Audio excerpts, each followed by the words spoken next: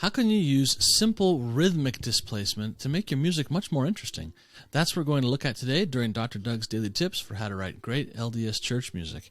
To help us, we're going to use a primary song on page 37, Stars Were Gleaming. And we've now entered the Christmas time section of the primary song book.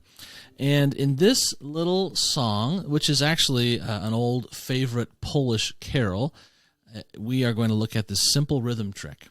Now, I love Polish carols, not just because I lived in Poland for a year, but there's something very special about their carols. In fact, I have a book of about 800 Polish carols. They have so many traditional Christmas carols in Poland. This is just one of hundreds, but it's the one we tend to always gravitate towards of the Polish output. Anyway, Poland aside, there's a beautiful, simple little displacement trick here that allows the texture of your primary song or whatever music you're writing to sound much more interesting. Let's look here at the beginning. You remember the tune. Stars were gleaming, shepherds beaming, and the night was dark and still. Okay, so we have this little pattern. We have two pickup eighths followed by two quarters, and then two pickup eighths followed by two quarters, and then two pickup eighths followed by two quarters, and guess what? That continues. Sometimes it's a half note, but it's usually 2/8 followed by 2/4, on and on and on, with an occasional half note. Okay, that's normal to have a repeated rhythmic pattern, but here's this little displaced shift that happens. So that same exact rhythm, which lasts those 3 beats, happens in the accompaniment, but offset by a couple of beats. Whoops, that one's different.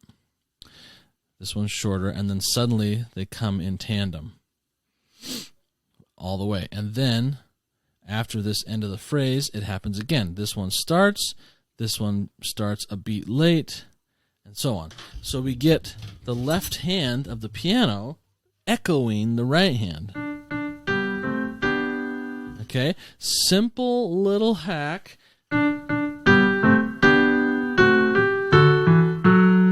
That open space in the quarter notes up here gives a little window for a rhythm thing to happen beneath.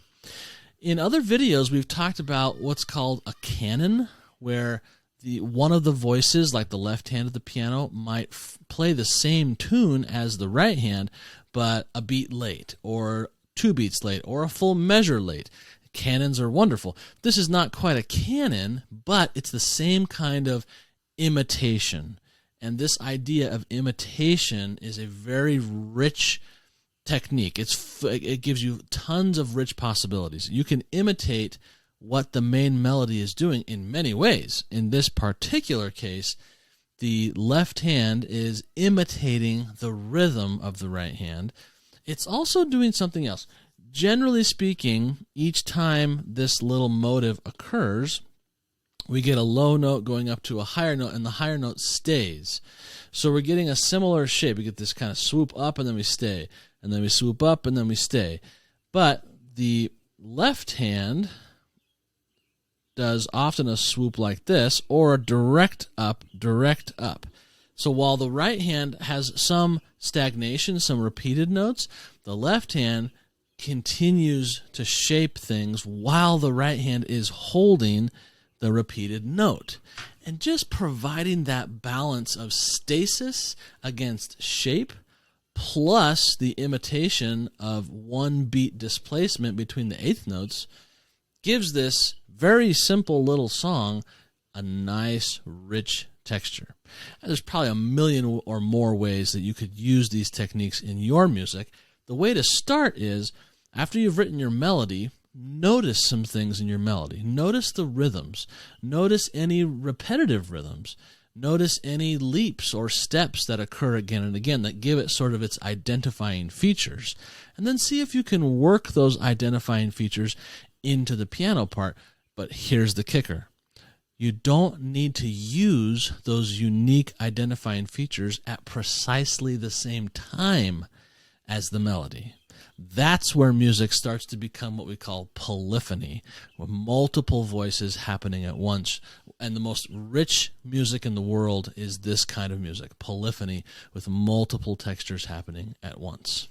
You know, when the tabernacle choir, for example, gets into a mode, often this will happen where the first verse, they're all singing together. It's maybe not unison, sometimes unison, but maybe in their SATB 4 parts, but all the rhythms are happening at the same time.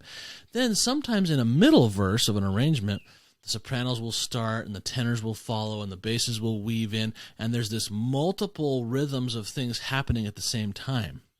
Actually, it's not all that common with the tabernacle choir. I wish it would happen a little more personally, but the goal with the tabernacle choir is for clarity of delivery, and sometimes this too much of an overlap can cause a lack of clarity, especially when a text is involved.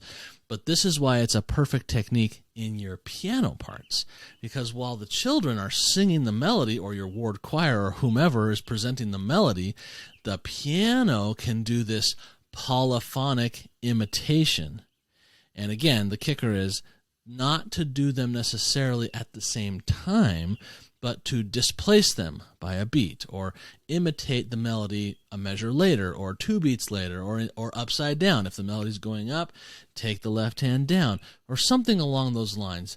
That's what is happening here in this beautiful primary song, and one of the several reasons why it's a particular favorite of many of us.